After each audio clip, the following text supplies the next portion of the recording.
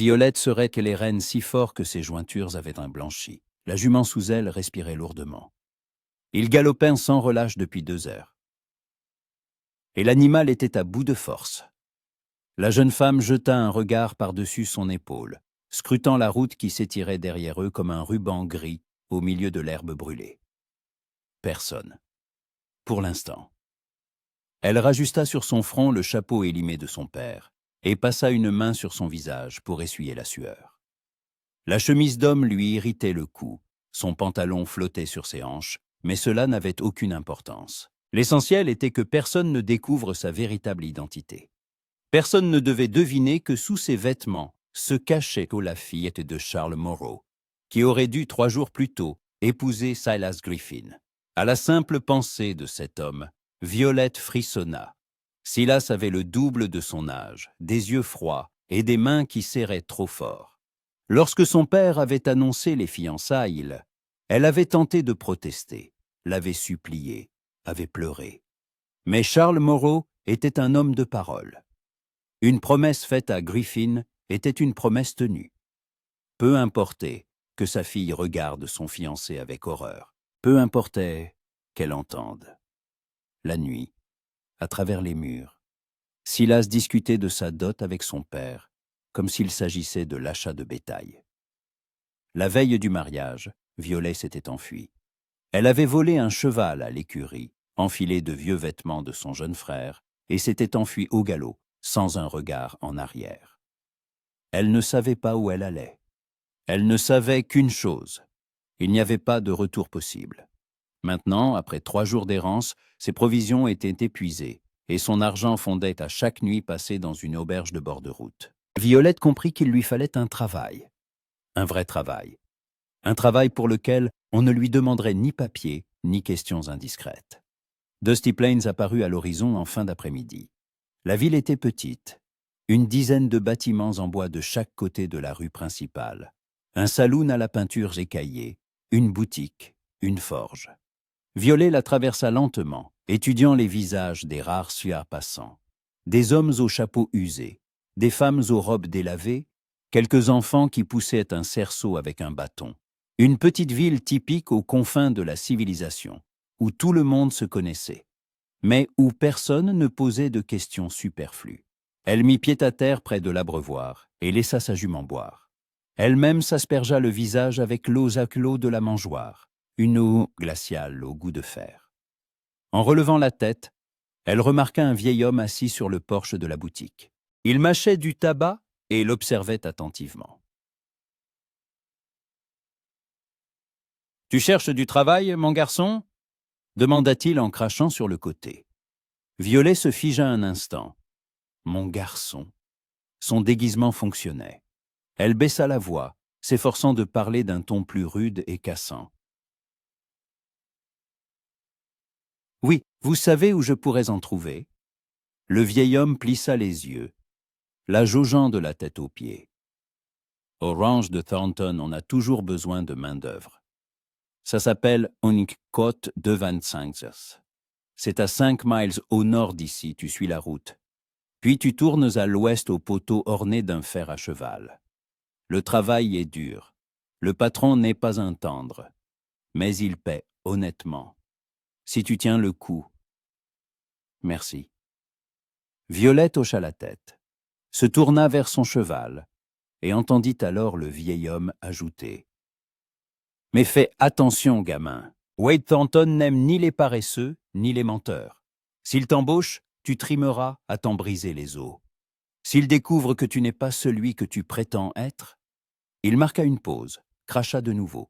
« Vaut mieux pas le savoir. » Violet ne répondit pas. Elle se remit en selle et dirigea sa monture vers le nord, loin de la ville. Son cœur battait à tout rompre dans sa gorge. Il n'aime pas les menteurs. Eh bien, il faudrait qu'elle devienne la meilleure menteuse qu'il ait jamais rencontrée. Le trajet jusqu'au ranch prit environ 1 heure. Quand Violette aperçut le poteau au fer à cheval, elle s'engagea sur un sentier étroit qui serpentait entre les collines. La terre y était plus sèche, l'herbe plus rare et plus dure. Au loin paissait un petit troupeau de vaches, et plus loin encore, sur fond de montagne. se dessinaient les bâtiments du ranch. La maison principale était solide, à 2 étages, avec un large porche. À côté se trouvaient les écuries, les granges, les enclos. Tout semblait bien entretenu mais austère. Aucune décoration, pas de fleurs près de l'entrée. Un lieu de travail où il n'y avait pas de place pour la fioriture. Violet mit pied à terre près de la barre d'attache et regarda autour d'elle. Un homme sortit de l'écurie.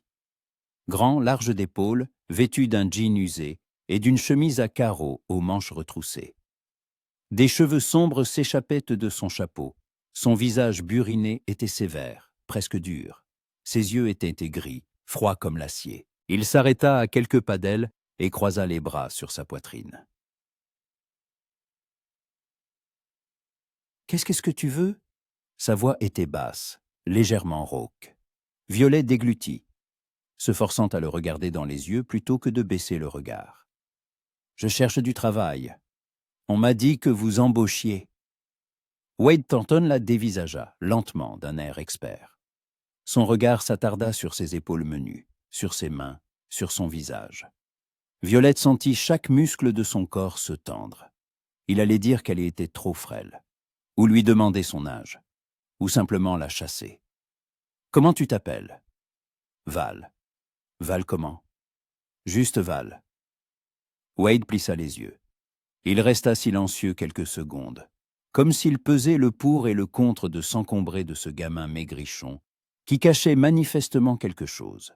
Puis il soupira. « Tu sais t'occuper des chevaux ?»« Oui. »«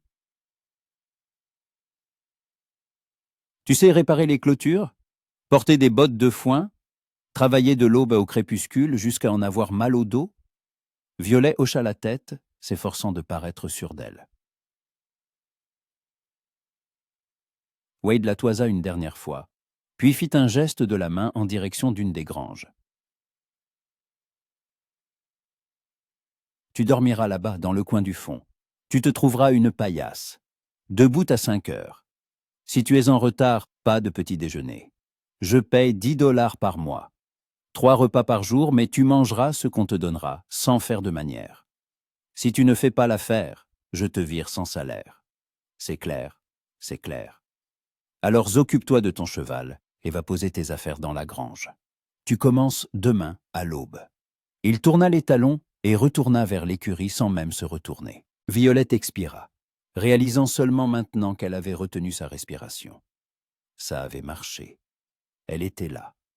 L'important, maintenant, était de ne pas tout gâcher. Elle mena sa jument à l'écurie, trouva une stalle libre, enleva la selle et commença à frictionner le dos de l'animal avec une botte de foin. Ses gestes étaient automatiques. Chez son père, elle avait ses propres tâches, et le soin des chevaux en faisait partie. Certes, il y avait toujours un palefrenier pour l'aider avec les lourdes selles et les seaux d'eau. Ici, il n'y avait personne pour l'aider. Quand elle eut terminé, Violette prit son sac usé et se dirigea vers la grange que Thornton lui avait indiquée. L'intérieur sentait le foin et le bois. Dans le coin du fond, de la vieille paille recouverte d'une couverture rêche était posée à même le sol. À côté, un tonneau renversé servait sans doute de table. C'était tout. Un luxe comparé aux nuits passées à la belle étoile. Violet s'assit sur sa couche improvisée, retira son chapeau et passa une main dans ses cheveux. Elle les avait coupés courts avant de s'enfuir, mais chaque fois qu'elle touchait sa tête, elle était encore surprise par l'absence du poids familier de sa natte. C'était étrange de sentir sa nuque nue, exposée au vent. Elle sortit de son sac le reste de son pain, en mordit un morceau, et se mit à mâcher en regardant à travers une fente étroite entre les planches du mur. De là, on pouvait voir la maison principale, dont les fenêtres commençaient déjà à s'illuminer dans la pénombre grandissante. Wade Thornton vivait-il seul ici? Le vieil homme en ville avait dit que le patron n'était pas un tendre. À en juger par sa façon de parler, c'était la vérité. Froid, dur, avare de mots. Mais il lui avait donné du travail. Et c'était tout ce qui comptait. Violet finit son pain, but une gorgée d'eau de sa gourde et s'allongea sur le dos. les yeux fixés sur le plafond qui s'assombrissait. Au loin, un coyote hurla. Le vent faisait bruire l'herbe sèche derrière le mur. Dans l'écurie, les chevaux renâclaient doucement et piétinaient. Elle ferma les yeux et essaya d'imaginer ce qui l'attendait demain. Un travail pénible, c'était certain. Thornton n'avait pas l'air d'un homme qui laisserait quelqu'un paresser. Il faudrait qu'elle se donne à fond pour qu'il ne soupçonne rien. La fatigue s'abattit sur elle comme une lourde couverture. Violet sombra dans le sommeil sans même retirer ses bottes. Un coup violent sur la porte de la grange la réveilla en sursaut. Elle se redressa d'un bond, oubliant un instant où elle se trouvait. Son cœur battait la chamade. « Debout, Val !» cria la voix de Thornton. « C'est l'heure !» Violette attrapa son chapeau, le plaqua sur sa tête et se précipita dehors. Il faisait encore nuit, mais à l'est, le ciel commençait à pâlir. L'air froid du matin lui cingla le visage, la réveillant complètement. Wade se tenait sur le porche de la maison principale, tenant 2 tasses en fer blanc. « Tu bois du café ?» lança-t-il. « Oui. » Il lui tendit l'une des tasses. Violet la prit, sentant la chaleur se répandre dans ses paumes. Le café était fort, amer, brûlant. Elle en but une gorgée prudente. « Aujourd'hui, tu vas m'aider avec la clôture du pâturage sud, » dit Wade en regardant au loin. « Plusieurs poteaux sont pourris, il faut les changer. Après le déjeuner, tu iras vérifier les abreuvoirs près du ruisseau.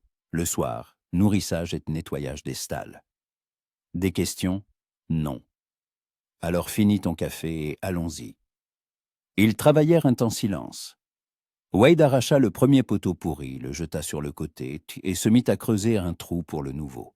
Violet lui tendait les outils, maintenait les nouveaux poteaux pendant qu'il les enfonçait dans la terre, à l'aide d'une lourde masse. Les coups résonnaient dans l'air, réguliers et nets. Le travail était éreintant. Violet sentait ses épaules lui faire mal, ses paumes qui se couvrirent d'ampoules malgré les gants. Mais elle ne se plaignit pas. Elle ne recula pas. Quand Thornton lui ordonna de tenir un poteau droit, elle le tint, même si ses bras tremblaient de fatigue. À midi, ils avaient remplacé 4 poteaux étendus du nouveau fil de fer. Wade se redressa, essuya la sueur de son front et contempla le résultat. Il hocha la tête, visiblement satisfait. « Pas mal. Allons manger un morceau. » Ils retournèrent à la maison. Le déjeuner les attendait dans la cuisine. Viande froide, pain, haricots bouillis. Violet mangea avec avidité, sans se soucier de ses manières. Wade était assis en face, mâchant lentement et la regardant de temps en temps. « D'où tu viens, Val ?» demanda-t-il soudain. Violette se figea, un morceau de pince à la main. « De l'Est. Ça, j'avais compris. D'où exactement ? » « Du Kansas. Tu as de la famille là-bas ? » ?»« Non. » Wade plissa les yeux, mais ne poursuivit pas son interrogatoire. Il finit son verre d'eau, se leva et sortit sur le porche. Violet respira, soulagée. Moins on parlait, moins on risquait de mentir. Le reste de la journée se passa à travailler. Violet vérifia les abreuvoirs, nettoya les stalles, aida à distribuer le foin aux chevaux. Le soir, elle tenait à peine debout. Tout son corps était endolori. Ses mains tremblaient de fatigue. Quand elle rejoignit enfin sa couche dans la grange, elle s'y effondra sans même se déshabiller. Le sommeil la submergea instantanément, lourd et profond. Une première semaine passa, puis une deuxième. Violette travaillait sans relâche, s'efforçant de ne pas se faire remarquer, de ne pas attirer l'attention. Wade ne lui parlait presque pas, se contentant de donner des ordres et de vérifier le résultat. Il était exigeant, mais juste. Si le travail était bien fait, il hochait la tête. S'il était mal fait, il la forçait à recommencer. Violette s'habitua à son silence. Elle commença même à y trouver quelque chose de rassurant. Thornton ne posait pas de questions inutiles, ne cherchait pas à sonder son âme, ne la regardait pas avec suspicion. Pour lui, elle était simplement Val, un ouvrier agricole, un parmi tant d'autres. Mais parfois, elle surprenait son regard sur elle. Wade s'arrêtait au milieu d'une tâche et la fixait longuement, attentivement, comme s'il essayait de comprendre quelque chose. Alors, Violette se raidissait, prête à être interrogée. Mais Thornton finissait toujours par détourner les yeux et reprendre son travail. Un mois s'écoula. Un soir, alors que Violet terminait de nettoyer la dernière stalle, Wade entra dans l'écurie. Il tenait des billets de banque pliés à la main. « Ta paye », dit-il en lui tendant l'argent. Violet s'essuya les mains sur son pantalon et prit les billets. 10 $. Son premier argent honnêtement gagné. « Merci ». Wade hocha la tête et s'apprêtait à partir quand il s'arrêta. « Tu travaillais bien, Val. Je ne m'y attendais pas. » Violet leva les yeux. Thornton la regardait sans sa froideur habituelle, presque avec approbation. « J'essaie. Ça se voit. » Il marqua une pause, puis ajouta « Si tu veux rester plus longtemps, reste.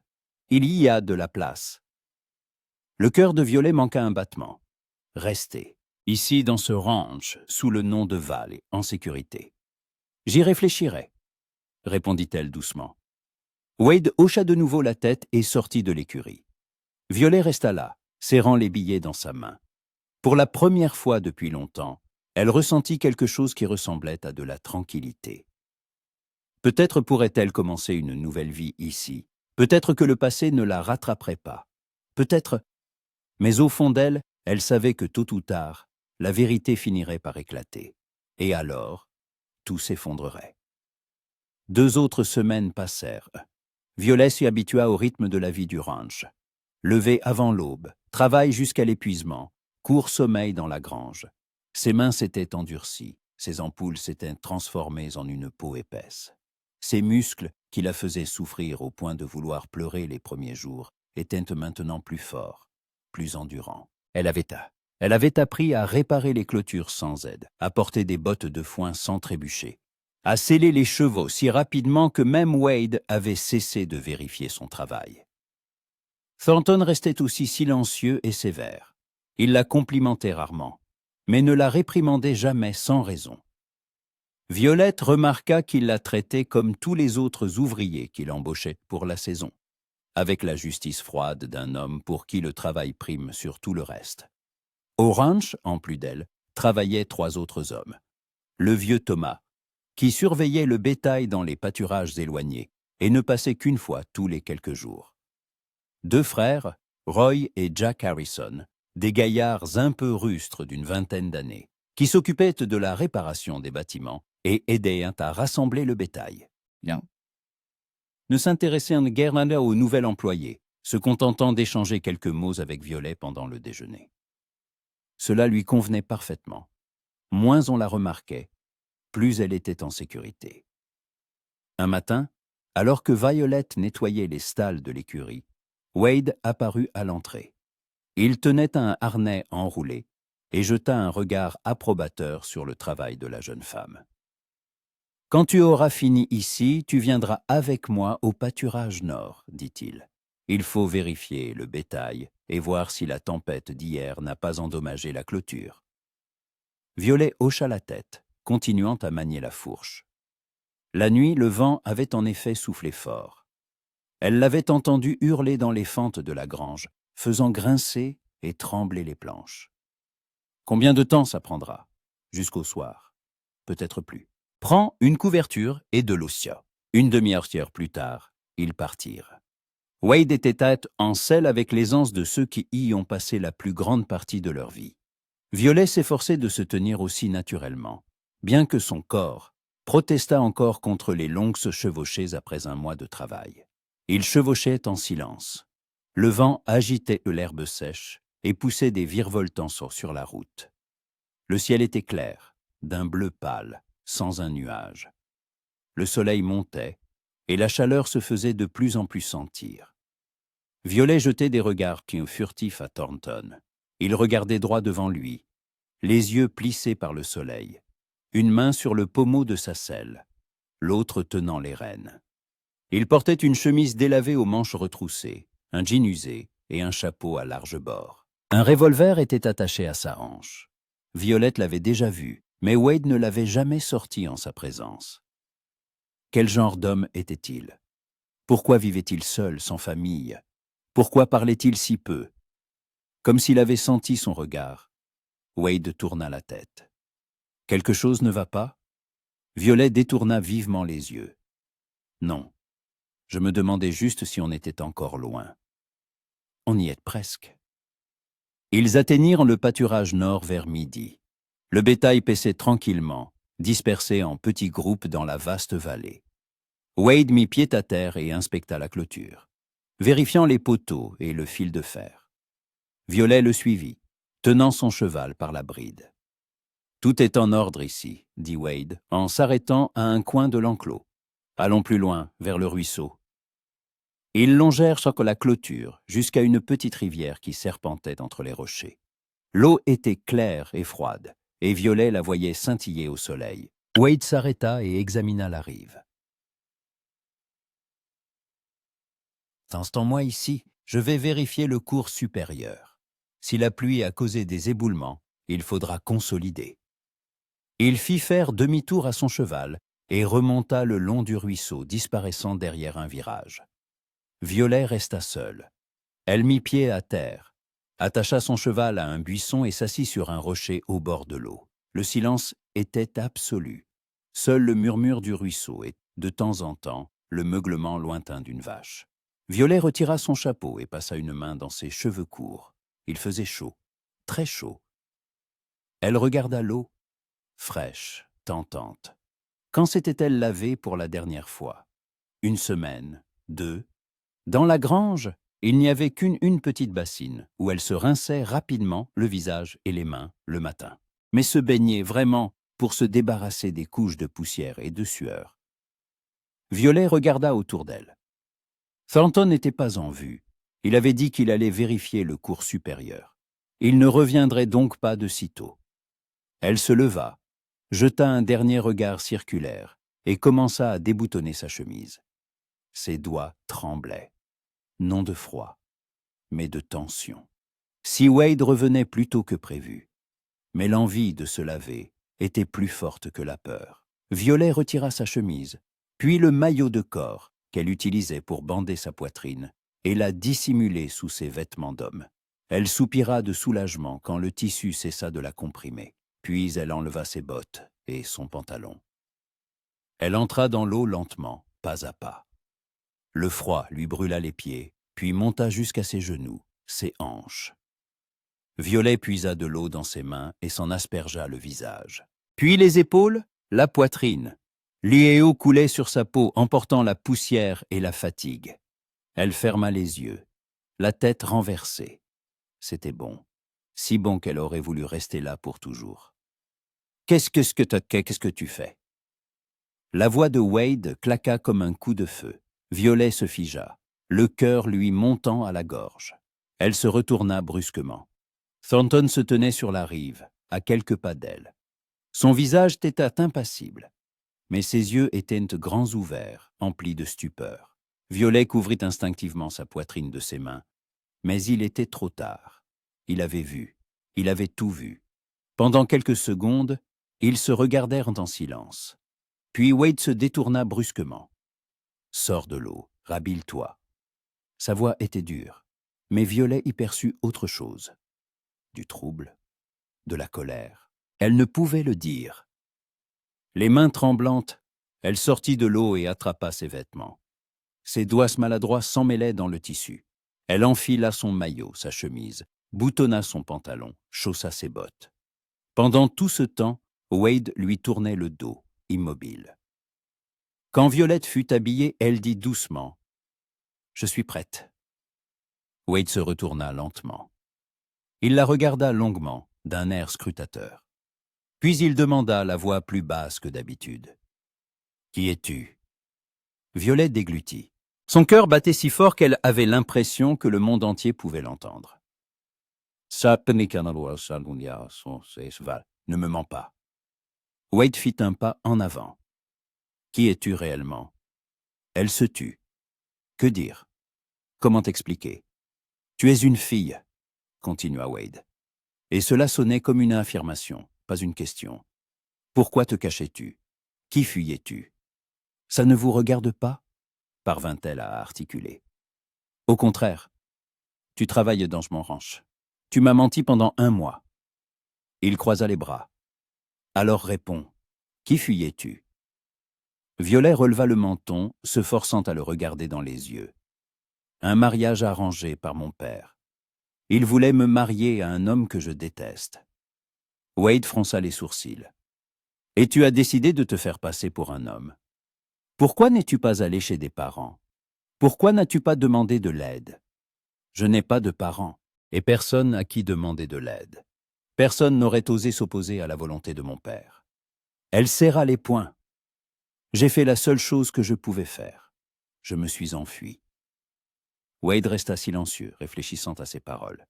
Puis il demanda « Ton vrai nom ?» Elle hésita, puis répondit à voix basse.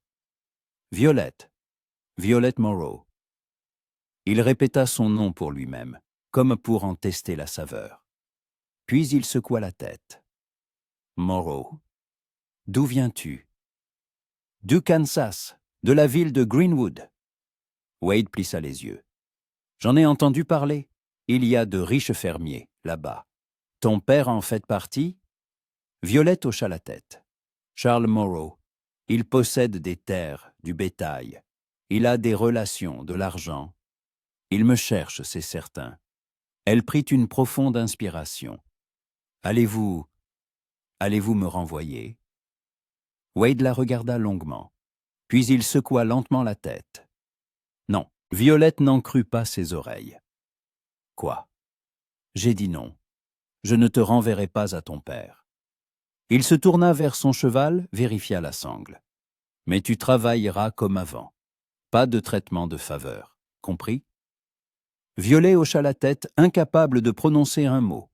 Le soulagement la submergea si violemment qu'elle en eut la tête qui tournait.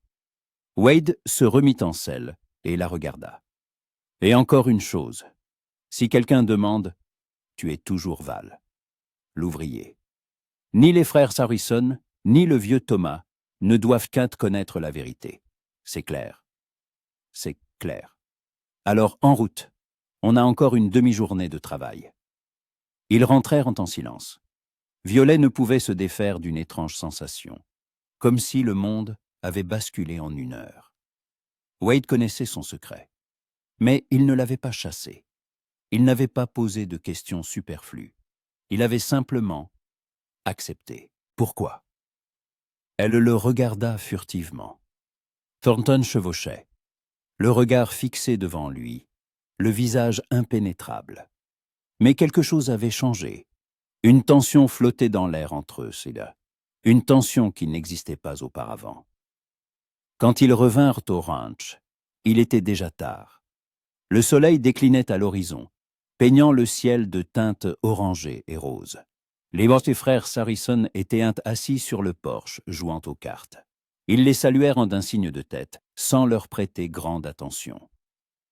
Violet mena son cheval à l'écurie, enleva la selle et commença à le panser. Ses mains bougiennent par automatisme, mais ses pensées étaient ailleurs. Et maintenant? Wade avait dit qu'il ne dirait rien à personne. Mais pouvait-elle lui faire confiance? Et s'il changeait d'avis, s'il décidait que tout cela ne le concernait pas, et la renvoyait, finalement? Sur son... Violet. Elle sursauta et se retourna. Wade se tenait à l'entrée de l'écurie, une épaule appuyée contre le montant de la porte. Ses bras étaient croisés sur sa poitrine, son visage dans l'ombre de son chapeau. Oui.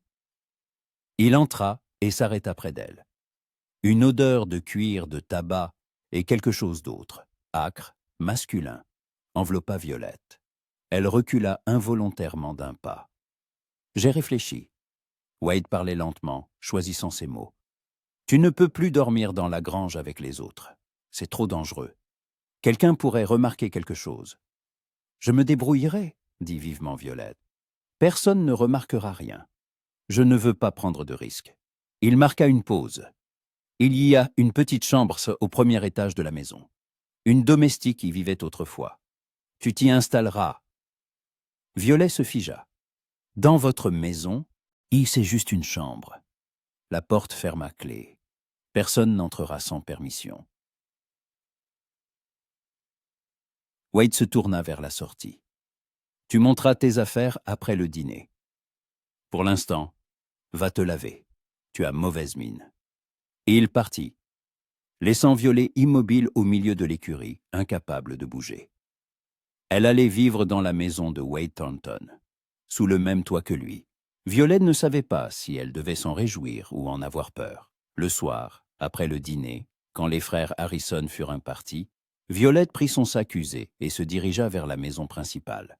Wade l'attendait sur le porche. « Oh, suis-moi » lança-t-il brièvement en ouvrant la porte. L'intérieur était propre, mais ascétique.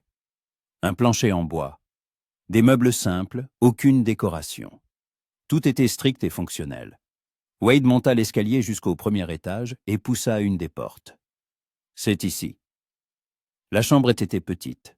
Un lit, une table, une chaise, une petite fenêtre donnant sur le pâturage. Mais comparé à la grange, c'était un véritable paradis. « Merci, » dit doucement Violet. Wade hocha la tête, se tournant déjà pour sortir. Mais il s'arrêta sur le seuil. Violette. Elle leva les yeux vers lui.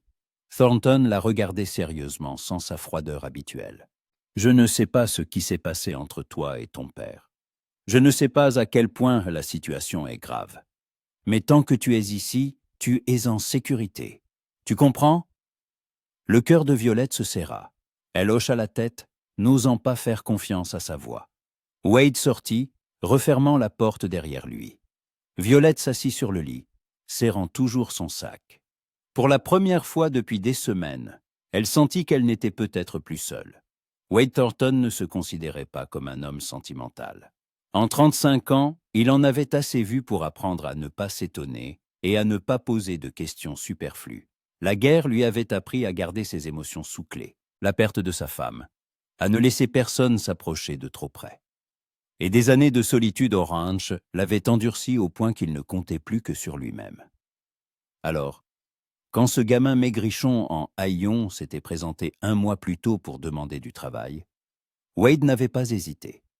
Il avait besoin de main-d'œuvre. Il l'avait donc embauché. Oui, le garçon semblait trop frêle pour les travaux pénibles.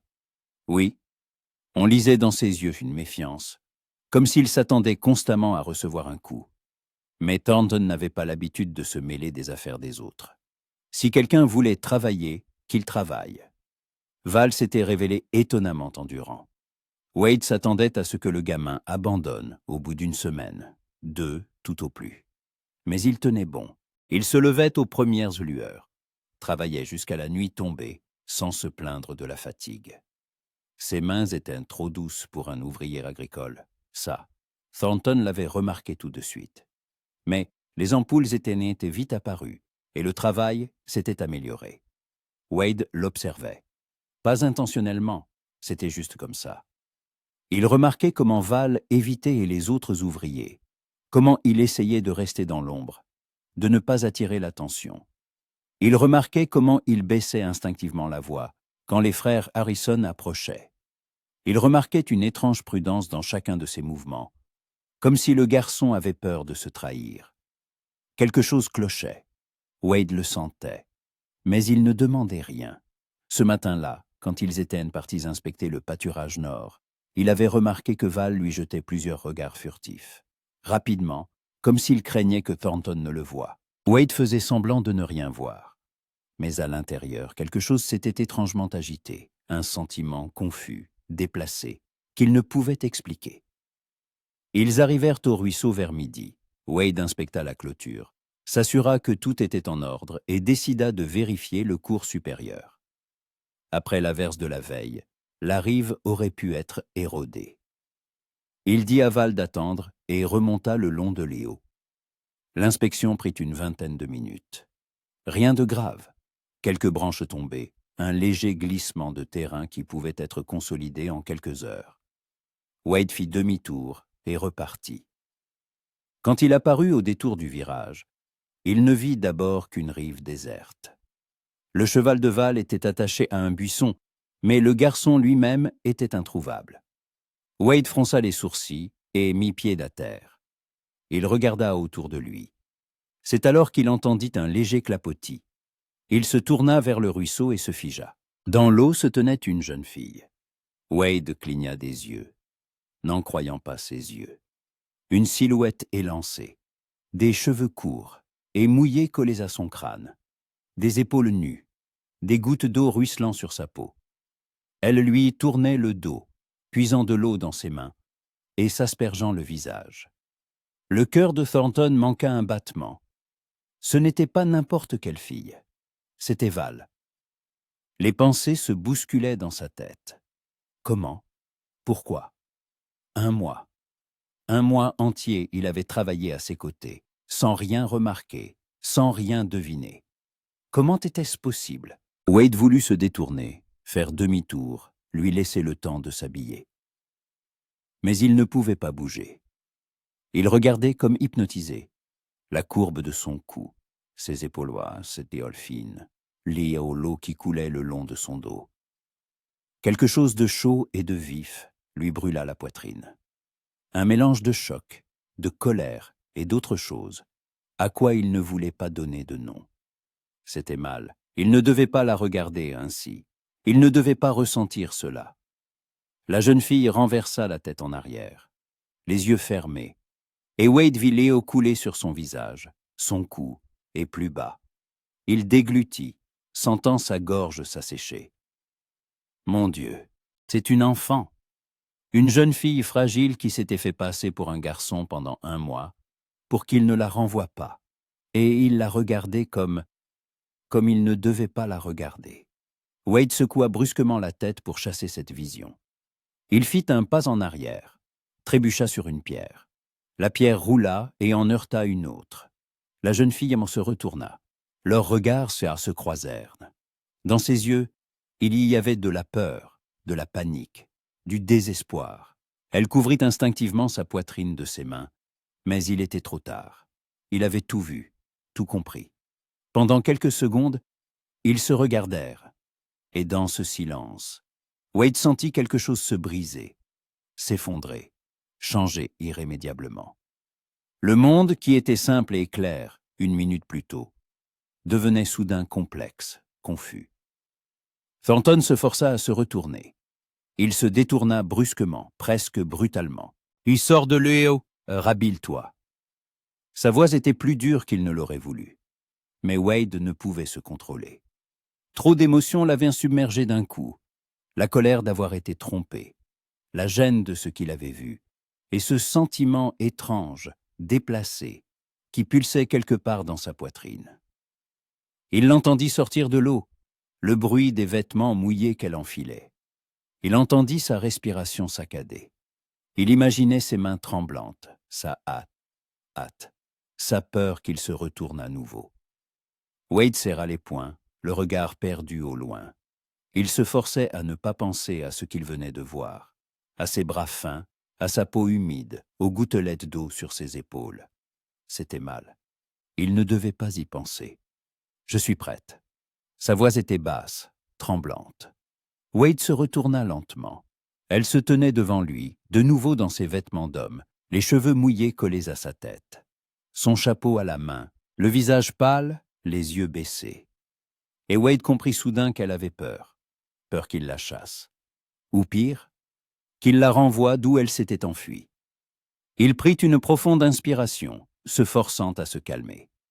S'énerver ne servait à rien. Ce qui était fait, était fait. « Qui es-tu » demanda-t-il. Elle se tut. « Ne me mens pas. » Wade fit un pas en avant. « Qui es-tu réellement » Et elle raconta, par bribes, de manière confuse. Mais honnêtement, sa fuite, le mariage forcé, le fait qu'elle n'avait pas d'autre choix.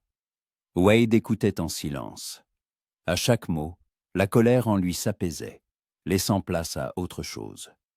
De la compassion, de la compréhension, il ne savait pas. Quand elle se tut, Thornton la regarda longuement. Il étudiait ce visage qu'il avait vu tous les jours pendant 1 mois, mais comme pour la première fois. Maintenant, il remarquait ce qui lui avait échappé. Des traits trop fins pour un garçon, des yeux trop grands, des gestes trop gracieux. Comment avait-il pu ne pas le voir? Ton vrai nom? Demanda-t-il. Violet, Violette Morrow. Violette. Ce nom lui allait mieux que le rude Manchcote de 26. Doux, fragile, comme elle. Wade secoua la tête, incrédule face à l'absurdité de la situation. Un mois entier, une jeune fille avait travaillé à ses côtés, porté des bottes de foin, réparé des clôtures, nettoyé des stalles. Et il n'avait rien deviné. « Allez-vous me renvoyer ?» demanda-t-elle. Et il y avait un tel désespoir dans sa voix que quelque chose se serra dans la poitrine de Thornton. Il voulut dire oui, il voulut dire que ce n'était pas ses affaires, qu'elle devait régler ses problèmes avec son père, qu'il n'était pas obligé de l'aider. Mais à la place, il entendit sa propre voix dire « Non ». Violet leva les yeux vers lui, des yeux grands ouverts, incrédules. « Quoi ? J'ai dit non. Je ne te renverrai pas à ton père. » Il ne comprenait pas lui-même pourquoi il avait pris cette décision. Peut-être parce qu'il avait vu la peur dans ses yeux. Peut-être parce qu'il se souvenait comment elle avait travaillé sans se plaindre, sans demander de faveur. Ou peut-être simplement parce qu'il comprenait que s'il la renvoyait, elle s'enfuirait à nouveau. Et la prochaine fois, elle pourrait ne pas avoir autant de chance. Le reste de la journée se déroula dans une étrange tension. Ils finirent d'inspecter la clôture, firent le tour du troupeau et rentrèrent au ranch. Violet se taisait, Wade aussi. Mais quelque chose avait changé entre eux. L'air était devenu différent, plus dense, chargé de mots non dits. Quand ils revinrent le soir, Wade prit sa décision. Elle ne pouvait plus dormir dans la grange avec les autres. C'était trop dangereux. Il lui proposa la chambre dans la maison principale. Il vit comment elle se raidit en entendant cela. Il vit la peur et le doute dans ses yeux. « C'est juste une chambre », dit-il en s'efforçant de garder un ton neutre. La porte ferma à clé. Personne n'entrera sans permission. Elle accepta. Quel autre choix avait-elle? Le soir, en lui montrant la chambre, Wade s'efforça de ne pas la regarder trop longtemps, de ne pas penser qu'elle vivrait désormais sous le même toit que lui, de ne pas se souvenir de sa peau sous la lumière du soleil, de lait coulant sur ses épaules. Mais alors qu'il s'apprêtait à partir, il s'arrêta sur le seuil.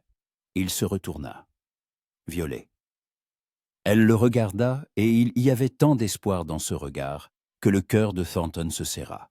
« Tant que tu es ici, tu es en sécurité. Tu comprends ?»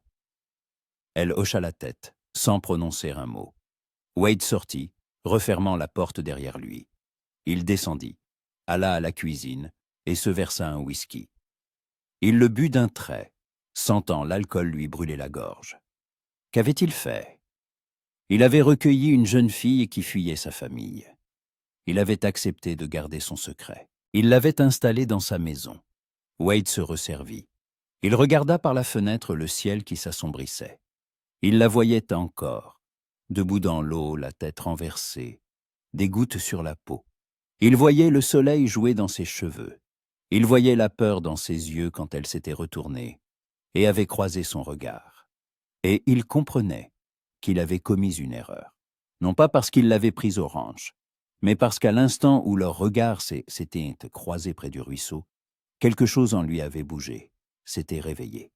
Quelque chose qu'il avait enterré des années auparavant, avec sa femme. Wade finit son whisky et posa le verre sur la table, avec un bruit sourd. Cela ne signifiait rien. C'était juste une fille qui avait besoin d'aide. Une employée. Rien de plus. Il s'obligerait à le penser. Il le devait, parce que l'alternative était bien trop dangereuse. Les jours suivants, une étrange atmosphère régna sur le ranch. Violette avait emménagé dans la maison, mais s'efforçait de garder ses distances avec Wade. Ils ne se voyaient que pour le travail. Il donnait des instructions, elle les exécutait. Brièvement, sans mots superflus. Le soir, elle montait dans sa chambre juste après le dîner.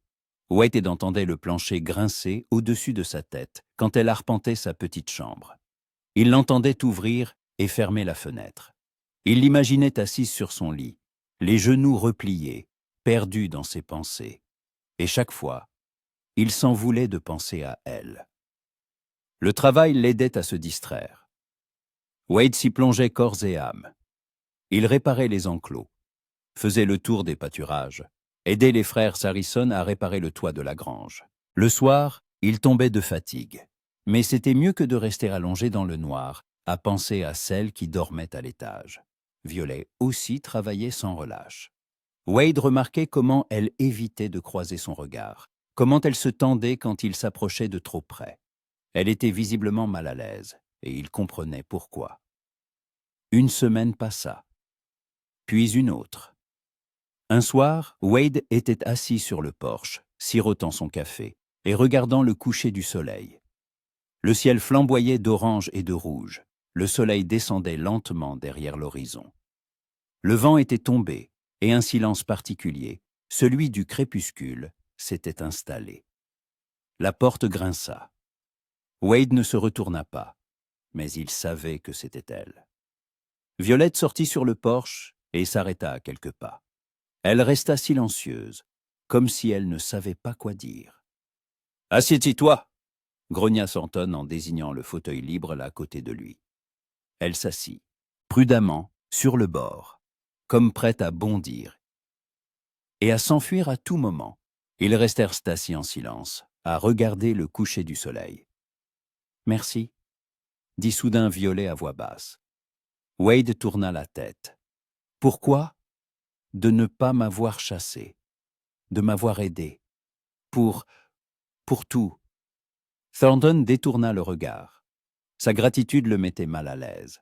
« Je n'ai rien fait de spécial. Si vous avez fait. » Violet le regarda, et il y avait une telle sincérité dans ses yeux que Wade sentit quelque chose se réchauffer en lui. « Vous m'avez donné une chance. Vous n'avez pas posé de questions. Vous m'avez cru. Je ne sais pas si j'ai bien fait, » avoua-t-il. « Pour moi, c'était la bonne chose à faire. » Ils se turent de nouveau. Le soleil avait presque disparu, ne laissant qu'une fine bande de lumière à l'horizon. « Wade » appela Violette, et il sursauta en entendant son prénom de sa bouche. Elle ne l'avait jamais appelé par son prénom auparavant. « Je peux vous demander quelque chose ?» ?»« Demande. »« Pourquoi êtes-vous seul ici? Pourquoi n'y a-t-il pas, enfin, de famille ?» Thornton serra sa tasse. « Il y en a eu une. Il y a longtemps. » Que s'est-il passé? Il resta silencieux un long moment, puis il prit une profonde inspiration. « Ma femme est morte. Il y a 6 ans. La fièvre. Elle est partie en 3 jours. » Sa voix a été neutre, mais Violette entendait la douleur cachée sous ce calme. « Depuis, je suis seul. Je suis vraiment désolé. Ne le sois pas, ça fait longtemps. » Wade finit son café et posa la tasse sur la balustrade. « Je m'y suis habitué. »« On ne s'habitue pas à la solitude, » dit doucement Violet. « On apprend juste à la supporter. » Wade se tourna vers elle. Il la regarda longuement, attentivement. « Tu es trop jeune pour dire des choses pareilles. » Peut-être. Mais c'est la vérité. Ils restèrent assis jusqu'à ce que le ciel devienne complètement sombre, parsemé d'étoiles. Puis, Violet se leva. « Bonne nuit, Wade. »« Bonne nuit, Violet. » Elle rentra dans la maison. Thornton resta assis sur le porche, regardant dans l'obscurité. Quelque chose changeait. Lentement, imperceptiblement, mais ça changeait. Et Wade ne savait pas si c'était une bonne ou une mauvaise chose. Il savait seulement une chose. Chaque jour, il lui était de plus en plus difficile de penser à Violette comme à une simple employée. Et ça lui faisait peur. Octobre teinta la terre, autour du ranch de nuances dorées et rousses. L'herbe, complètement sèche, crissait sous les pieds comme du vieux papier. Les nuits devinrent plus froides. Violet se réveillait le matin en voyant son souffle se transformer en une légère buée. La vie au ranch suivait son cours régulier. Travail, repas, sommeil. Travail, repas, sommeil. Mais quelque chose avait changé depuis cette conversation sur le porche. Wade était devenu différent. Pas plus doux, non. Il restait toujours aussi sévère et silencieux. Mais parfois, Violette surprenait son regard sur elle. Un regard long, pensif, comme s'il essayait de résoudre une énigme. Et elle-même remarquait de plus en plus de détails qui lui avaient échappé auparavant. La façon dont Wade bougeait quand il travaillait avec les chevaux, avec assurance, calme, comme s'il leur parlait leur langue. La façon dont ses lèvres se pinçaient quand il était concentré. La rareté, mais la justesse de son sourire. Un simple coin de la bouche, presque imperceptible. Violet se surprenait à attarder son regard sur ses mains, fortes, bronzées, couvertes de cicatrices dues à des années de travail. Sur ses larges épaules sous sa chemise délavée, sur la façon dont il rejetait ses cheveux de son front quand ils lui tombaient dans les yeux. Et chaque fois que ses pensées lui venaient, elle s'en voulait. C'était mal. Thornton lui avait offert un toit et un travail, l'avait protégé de son passé.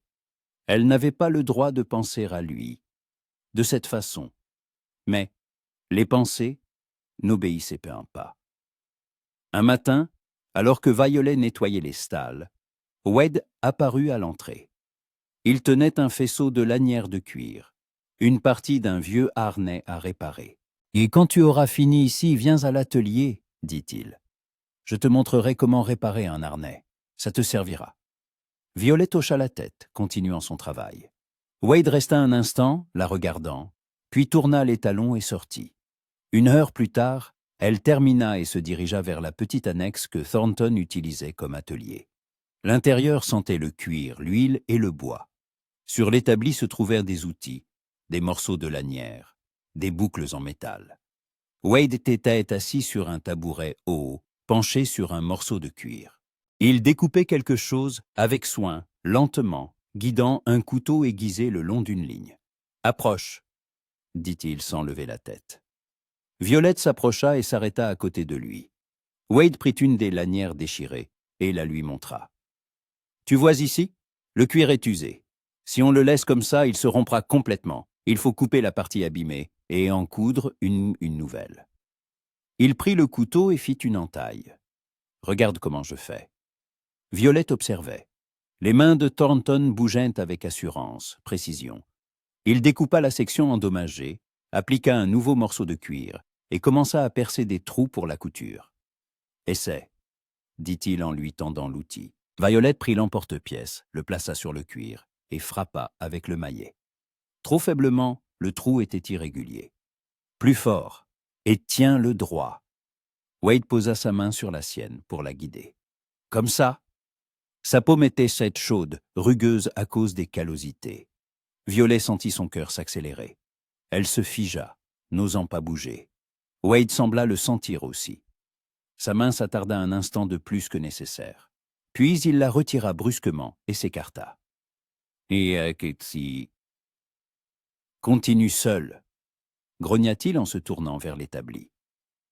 Violet se mit à percer les trous en silence. Ses mains tremblaient. Elle se maudissait. Quelle bêtise! Il lui montrait juste comment utiliser un outil. Rien de spécial. Mais à l'intérieur, tout était chamboulé. Ils travaillèrent en silence pendant près d'1 heure. Wade lui montra comment passer le fil de cuir, comment serrer les nœuds, comment traiter les bords. Violet apprenait, s'efforçant de ne pas le regarder trop souvent. Quand le travail fut terminé, Thornton inspecta sa couture et hocha la tête. Pas mal pour une première fois. Violette sourit pour la première fois depuis longtemps, un vrai sourire sincère. Merci. Wade la regarda. Son regard s'attarda sur son visage, sur son sourire. Quelque chose passa dans ses yeux, quelque chose de chaud, de presque tendre. Mais 1 seconde plus tard, cela disparut, remplacé par sa sévérité habituelle. « Va aider les frères Harrison avec le bétail. Ça fait 3 heures qu'ils s'en occupent. » Violette hocha la tête et sortit de l'atelier. Son cœur battait toujours la chamade. Elle posa une main sur sa poitrine, essayant de se calmer. Que lui arrivait-il? Quelques jours plus tard, le vieux Thomas arriva au ranch, revenant des pâturages éloignés où il surveillait une partie du troupeau. Grand, sec, avec une barbe grise et des yeux de la couleur du denim délavé. Il parlait peu, mais toujours à bon escient, et Wade le respectait visiblement. Pendant le dîner, Thomas parla des loups qui commençaient à s'approcher du troupeau. J'ai vu des traces près du ruisseau nord. Une meute, au moins 5 individus. Il faut faire quelque chose, Wade. Sinon, on va perdre les veaux. Thornton fronça les sourcils en mâchant sa viande. J'irai voir demain. S'il le faut, on leur tendra une embuscade. Prendre quelqu'un avec toi, dit Thomas. C'est dangereux d'y aller seul. Wade regarda les hommes attablés. Les frères Harrison étaient occupés à réparer le toit de la grange principale.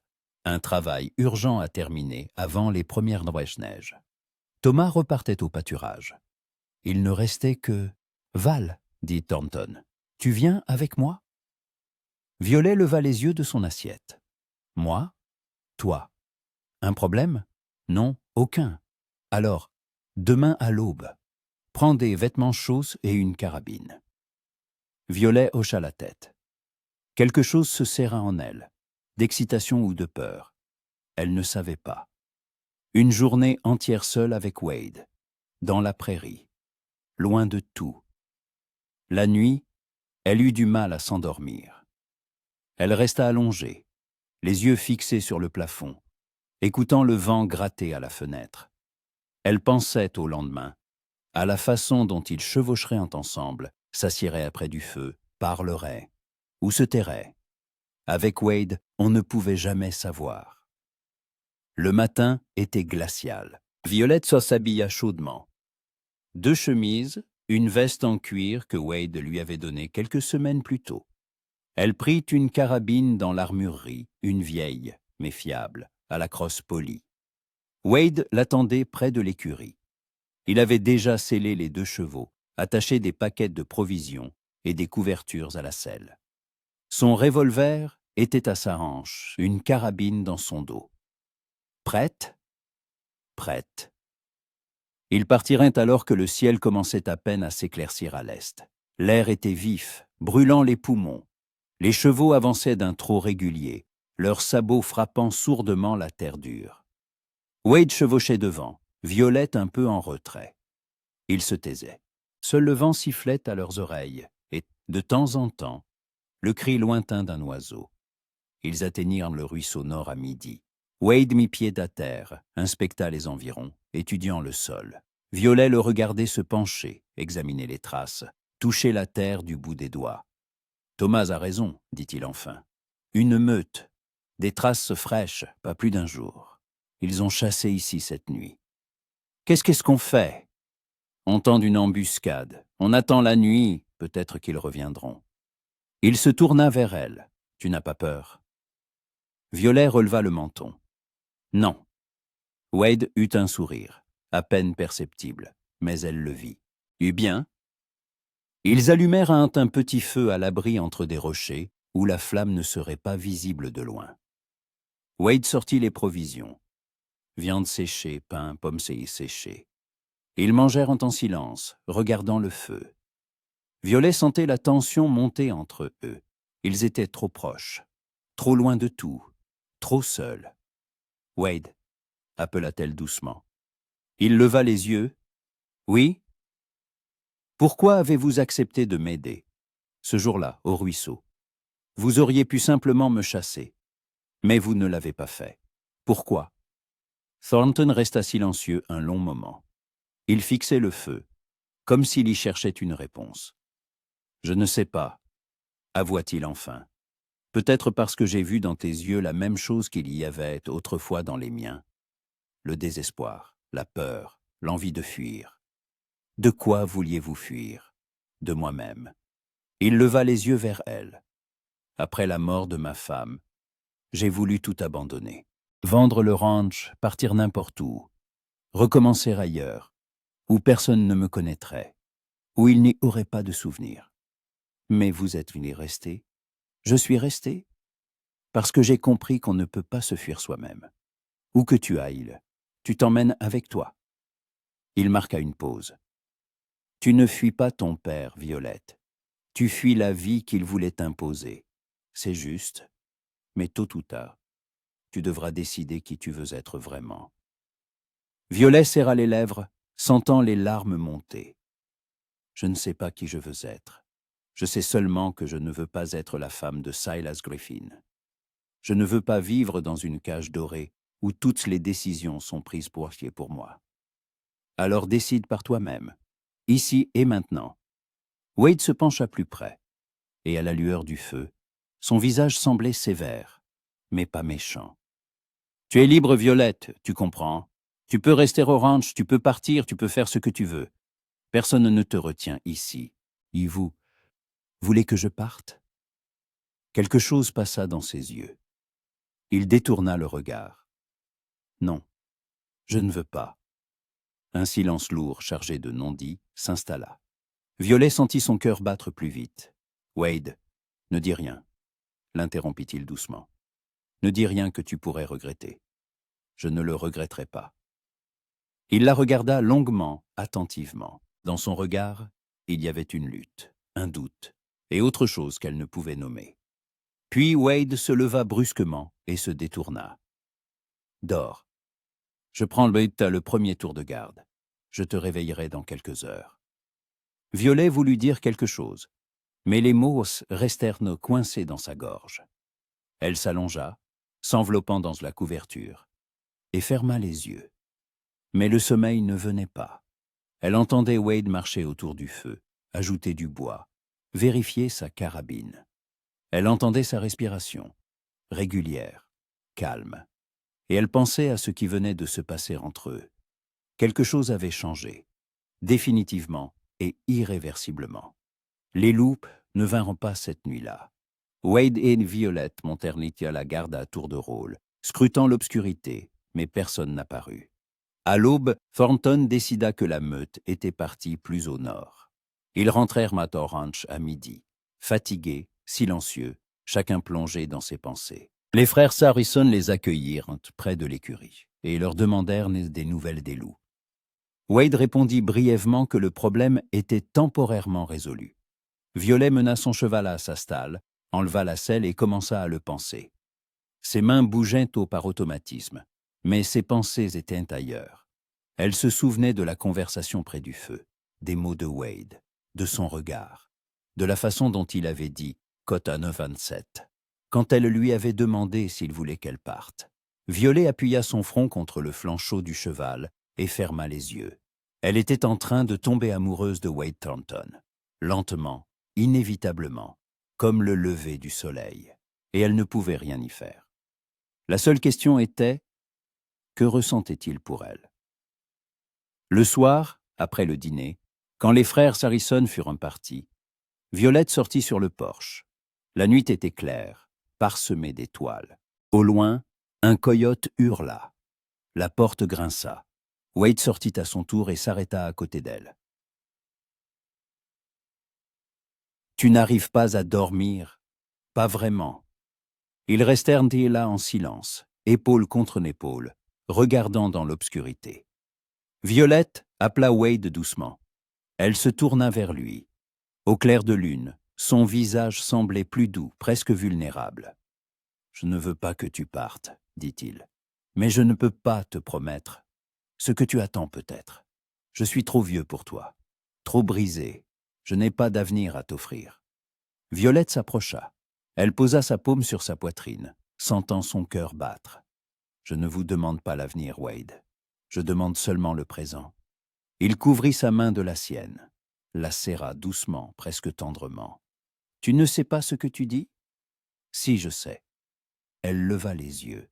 « Je ne suis pas une enfant. » Wade la regarda longuement, comme s'il pesait chaque mot. Puis il se pencha lentement et toucha ses lèvres sur son front, légèrement, presque imperceptiblement. « Bonne nuit, tes Violet. » Il tourna les talons et rentra dans la maison, la laissant sur le porche, le cœur battant, sa paume conservant encore la chaleur de son contact. Violet ferma les yeux et porta sa main à ses lèvres. Ce n'était que le début. Novembre apporta des vents froids et les premières gelées. Le matin, la terre brillait de givre et l'osier des abreuvoirs se couvrait d'une fine couche de glace. Le ciel semblait plus bas, plus gris, comme s'il écrasait le monde. Violette travaillait comme les autres. Elle portait le foin dans les enclos, réparait les clôtures endommagées par la tempête, aidait à préparer les écuries pour l'hiver. Son corps s'était définitivement endurci. ses callosités étaient si épaisses qu'elle ne les remarquait plus. Elle faisait partie du ranch, de son rythme, de sa vie. Mais chaque jour, il devenait plus difficile de prétendre qu'il ne se passait rien entre elle et Wade. Après cette nuit près du feu, quelque chose avait changé. Thornton n'était pas devenu plus doux, ne parlait pas plus. Mais Violet sentait son regard sur elle, de plus en plus souvent, de plus en plus longtemps. Il la regardait comme s'il essayait de comprendre quelque chose d'important, de résoudre un problème intérieur, et elle lui rendait son regard, sans pouvoir détourner les yeux. Ils passaient plus de temps ensemble. Wade l'emmenait avec lui pour faire le tour des pâturages, lui demandait de l'aide à l'atelier, l'invitait sur le porche le soir, à la fin de la journée. Ils s'asseyaient en silence, écoutant les bruits nocturnes de la prairie, et ce silence était plein de non-dits. Parfois, leurs mains se touchaient, par accident, en se passant un outil ou en attrapant la même chose. Et chaque fois, Violette sentait une vague de chaleur parcourir sa peau. Elle comprenait qu'elle tombait de plus en plus amoureuse, et elle ne pouvait rien y faire. Un matin, alors que Violet nourrissait les chevaux, un inconnu arriva au ranch. Un homme grand, la cinquantaine, vêtu d'un bon manteau et d'un chapeau à large bord. Son cheval était de race, bien soigné, pas une de ces rosses que montaient les ouvriers ordinaires. Violet regarda depuis l'écurie, méfiante. L'inconnu mit pied à terre près du porche et frappa à la porte. 1 minute plus tard, Wade sortit. Ils parlèrent, mais Violet était trop loin pour entendre. Thornton écoutait en fronçant les sourcils, puis répondit brièvement. L'inconnu hocha la tête, se remit en selle et partit. Wade resta sur le porche, le regardant s'éloigner. Son visage était sombre. Violet sortit de l'écurie et s'approcha. Qui était-ce? Thornton se tourna vers elle. Il resta silencieux quelques secondes, comme s'il hésitait à dire la vérité. Le shérif de Dusty Plains, il venait me prévenir. Le cœur de Violette manqua un battement. De quoi? Un homme est apparu en ville. Il posait des questions sur une jeune fille qui s'est enfuie de chez elle il y a 3 mois. La description correspond à la tienne. Wade croisa les bras. Le shérif a dit que cet homme offrait une récompense pour toute information. Une belle récompense. Violet pâlit, Silas, ou son père, ou les deux, ils avaient retrouvé sa trace. Qu'a dit le shérif? Qu'il n'y a que des hommes qui travaillent dans mon ranch. Qu'il n'y a pas de filles ici et qu'il n'y en a jamais eu.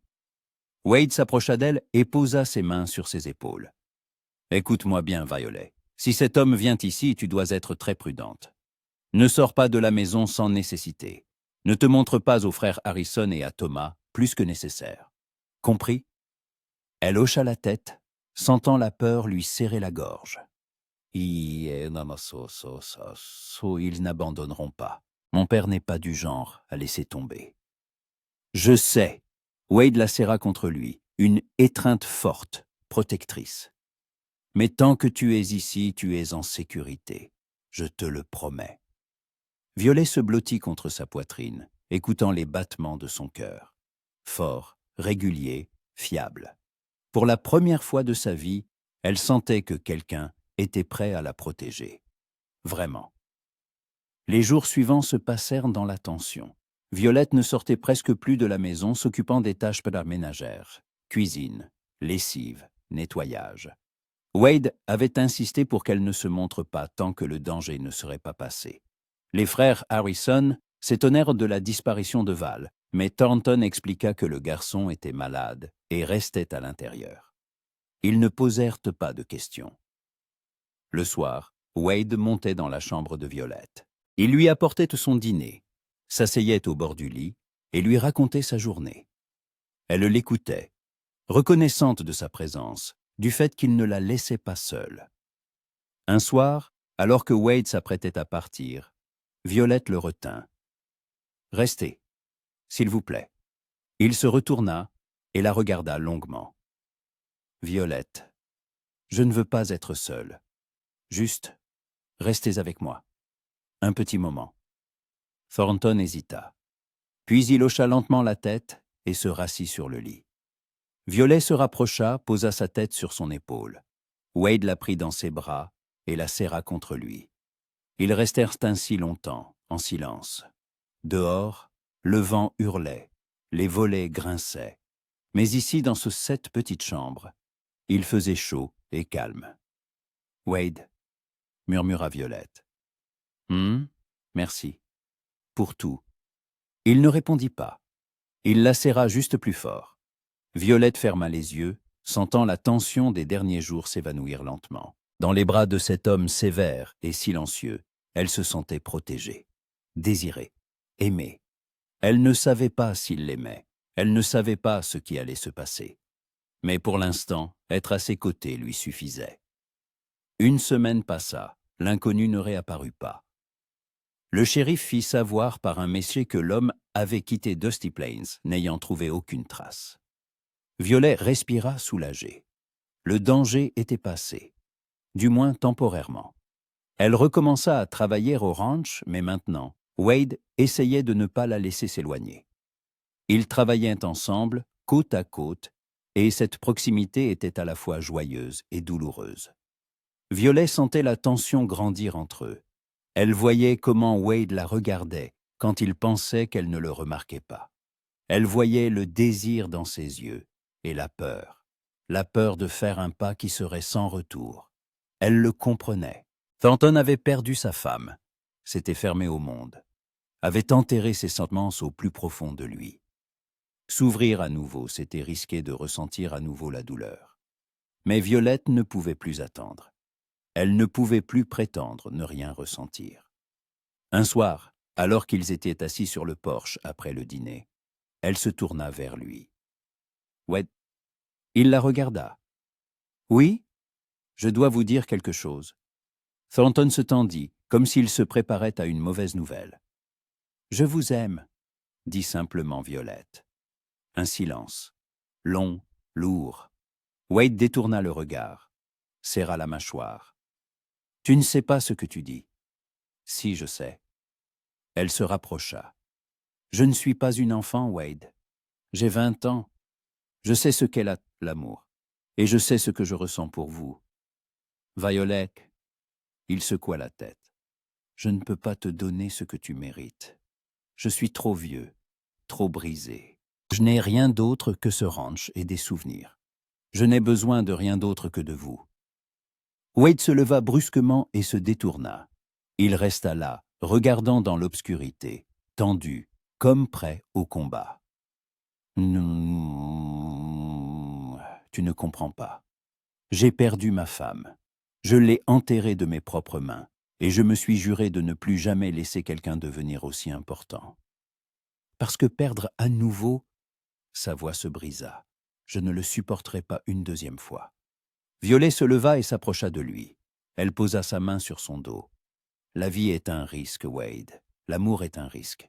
Mais si on ne risque rien, à quoi bon vivre ?»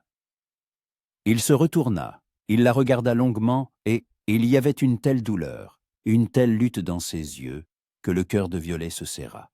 « J'ai peur, » avoua-t-il doucement. « Peur de te perdre. Peur que ton père te retrouve et t'emmène. Peur que tu réalises un jour que tu mérites mieux que moi et que tu partes. » Violette prit son visage entre ses mains et le força à la regarder. « Je ne partirai nulle part. Vous entendez? Je suis là, avec vous, et je veux aussi rester ici pour toujours. » Wade ferma les yeux et appuya son front contre le sien. Sa respiration était lourde, saccadée. « Mon Dieu, Violet, qu'est-ce que tu me fais? »« Je vous aime, » murmura-t-elle. Simplement, « Je vous aime. » Et il céda. Il l'attira à lui et l'embrassa avec avidité, désespoir, comme s'il avait attendu ce moment toute sa vie. Violet répondit, enlaçant son cou, se pressant contre lui. Ce n'était pas son premier baiser. Silas l'avait embrassé une fois, brutalement, exigemment, et elle avait détesté chaque seconde. Mais c'était différent. C'était juste. Wade l'embrassait comme s'il avait peur qu'elle disparaisse s'il relâchait son étreinte. Ses mains glissaient sur son dos, sa taille s'enfouissait dans ses cheveux. Violet sentait ses doigts trembler, son cœur battre à tout rompre. Quand ils se séparèrent enfin, ils étaient en tous les deux essoufflés. « Je ne veux pas te faire de mal. murmura Wade en la regardant dans les yeux. Jamais. Vous ne m'en ferez pas, répondit-elle. Soyez simplement avec moi. Il hocha la tête, l'embrassa de nouveau tendrement, lentement. Et Violette comprit qu'elle avait enfin trouvé un foyer. Pas un lieu, mais une personne. Celui avec qui elle voulait rester pour toujours. Cette nuit-là, Wade ne retourna pas dans sa chambre. Ils restèrent ensemble, allongés sur le lit étroit, enlacés, écoutant le vent hurler dehors. Thornton la tenait fermement, le visage enfoui dans ses cheveux. « Promettez-moi quelque chose, » dit-il doucement. « Quoi ? Si ton père te retrouve, s'il vient ici, tu ne partiras pas avec lui. Quoi qu'il dise, quoi qu'il promette, tu resteras avec moi. » Violet se tourna vers lui et le regarda dans les yeux. « Je le promets, je ne partirai pas. Jamais. » Wade effleura son front de ses lèvres et la serra encore plus fort. « Je ne le laisserai pas t'emmener, même si je dois me battre. »« Je sais, » murmura-t-elle. « Je vous crois. » Ils s'endormirent ainsi, enlacés, se protégeant l'un l'autre du monde entier. Le matin, Violette fut réveillée par la lumière du soleil qui filtrait à travers le rideau. Wade ne dormait plus. Il était assis au bord du lit, habillé, regardant par la fenêtre. Elle s'assit et toucha son épaule. « Tout va bien ?» Il se tourna et un léger sourire flottait sur son visage, un vrai sourire, chaleureux, si rare. « Oui, tout va bien ?»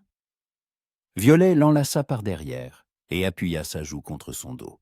« Vous avez peur de le regretter ? » ?»« Non. » Wade couvrit ses mains des siennes. « J'ai peur de ne pas pouvoir te protéger si le danger arrive. Mais je ne regrette rien. Pas une seconde. » Elle sourit et ferma les yeux.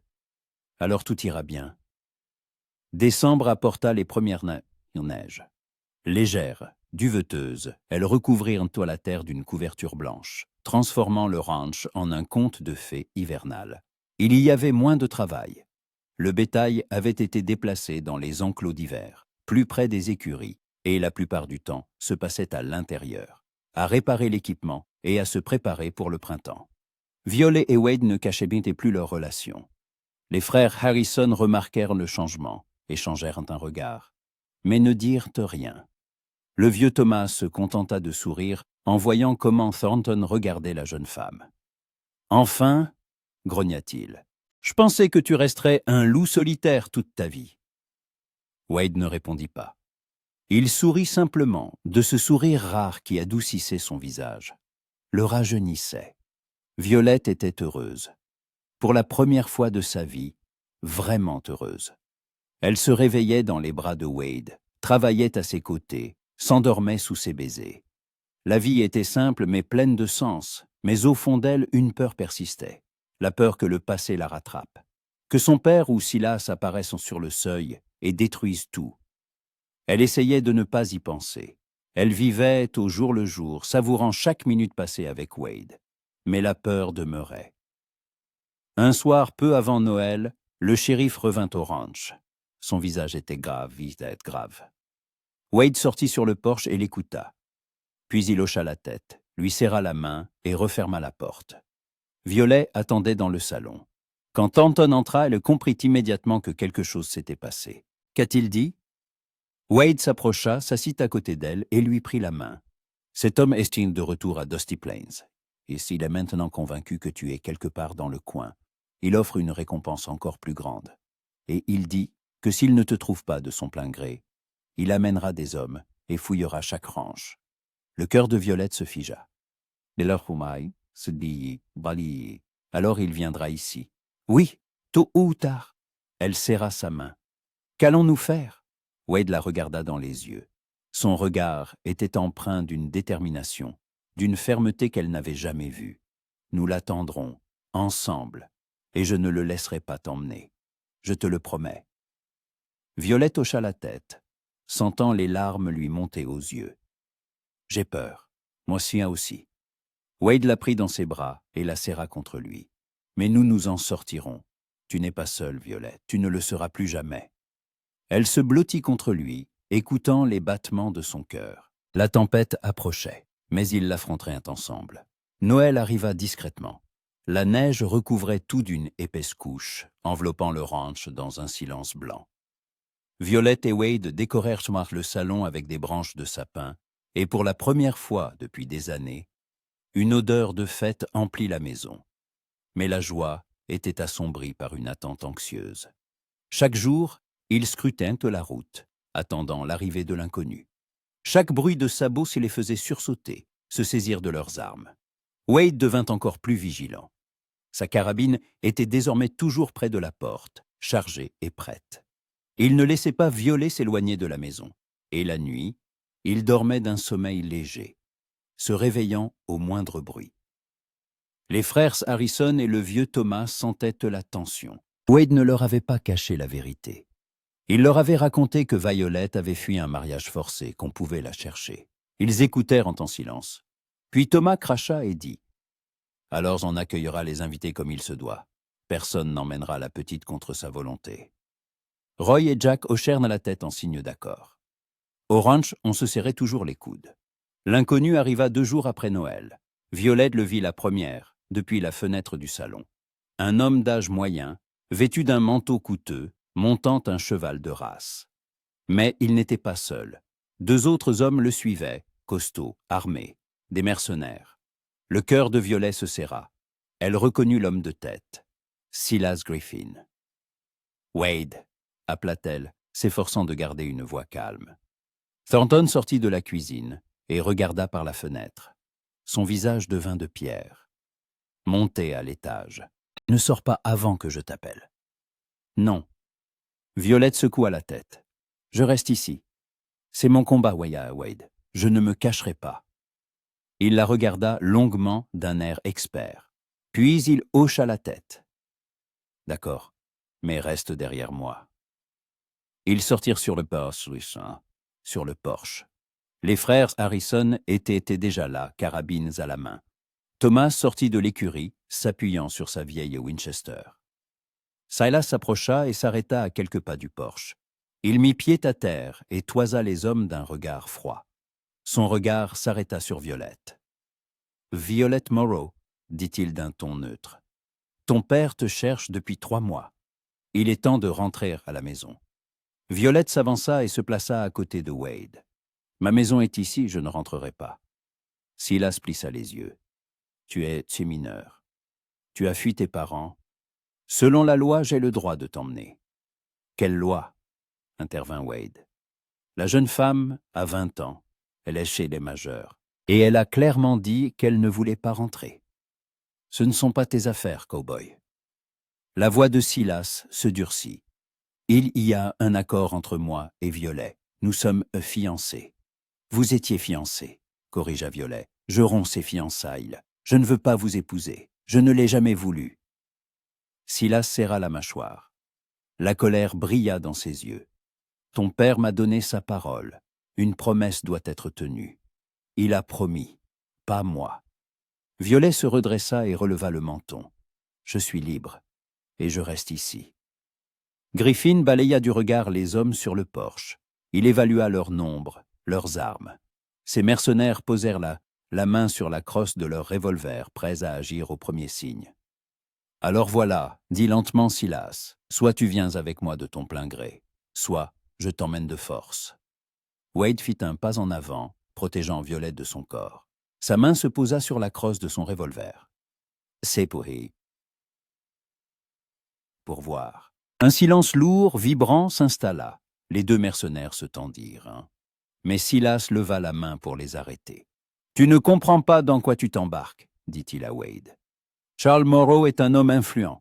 Il a des relations, de l'argent, du pouvoir. Il t'écrasera comme une mouche. »« Qu'il essaie, » répondit calmement Thornton.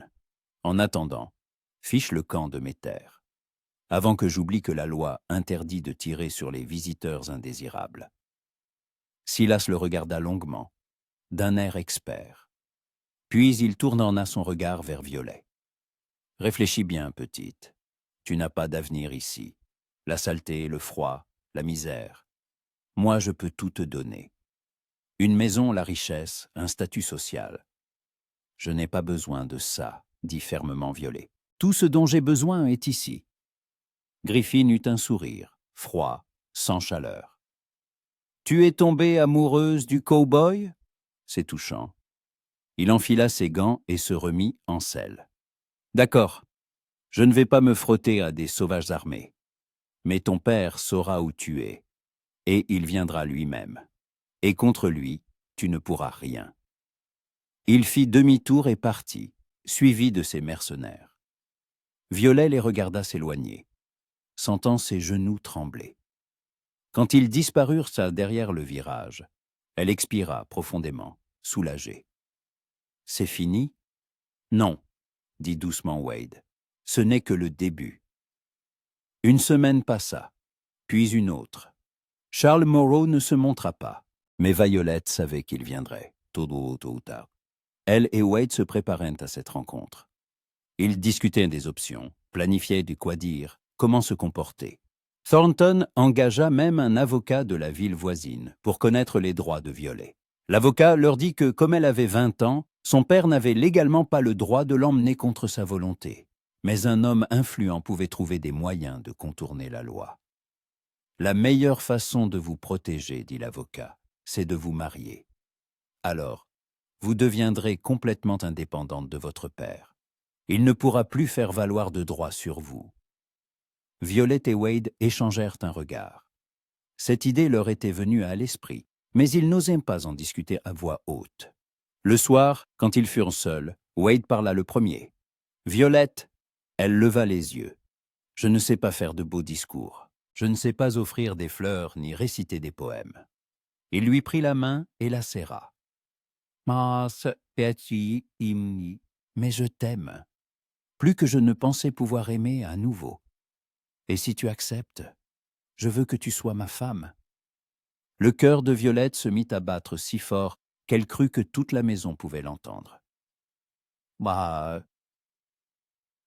Wade, je sais que je ne te mérite pas. Je sais que tu mérites mieux.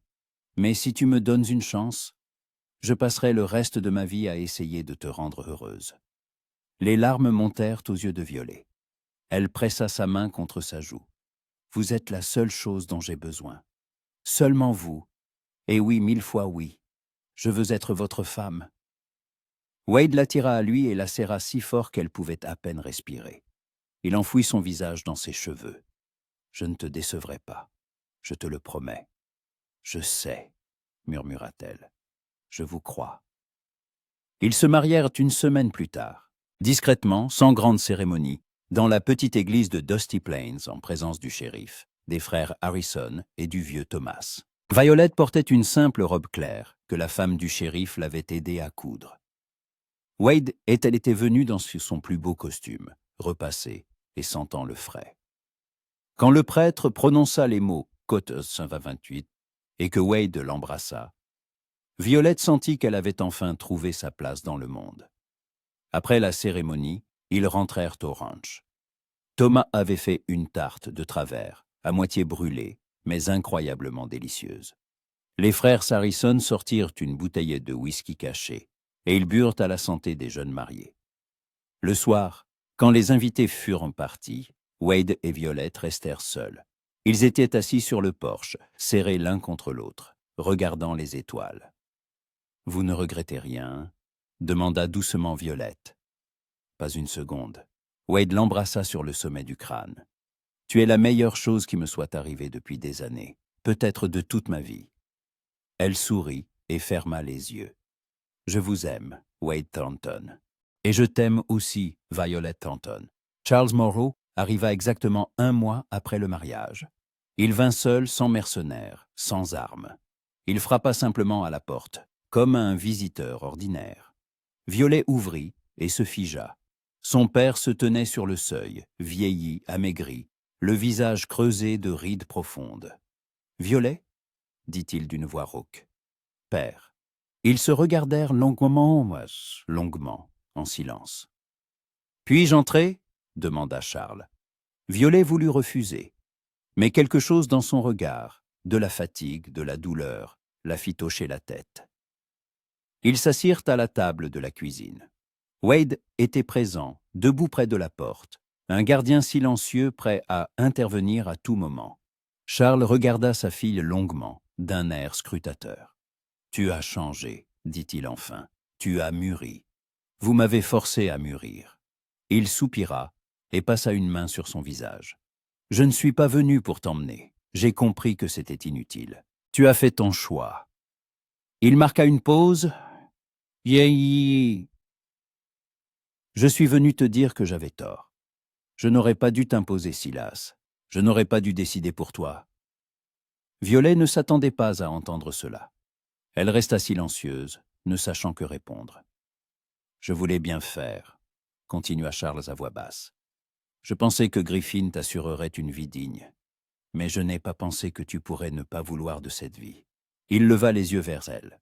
« Pardonne-moi, si tu le peux. » Des larmes coulèrent sur les joues de Violet. Elle ne pensait pas son père capable d'un tel aveu.